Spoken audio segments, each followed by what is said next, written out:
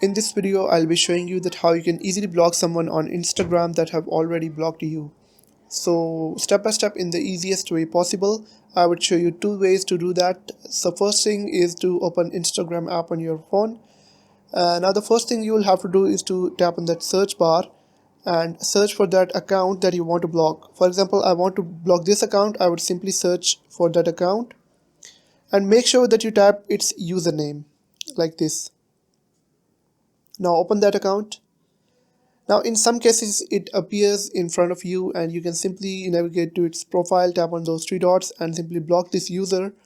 But in some cases you would not be able to see that because they have blocked you on Instagram. Now the second thing you can do is to open any post on Instagram and try to mention their account to tag them by simply tapping on their entering their username and then simply tag them, comment, and then simply tap on your comment to open or navigate to their profile, and then you would be able to block them once again. And if both of these tricks do not work, you can simply go to any of the browser and then open Instagram by typing on their name like this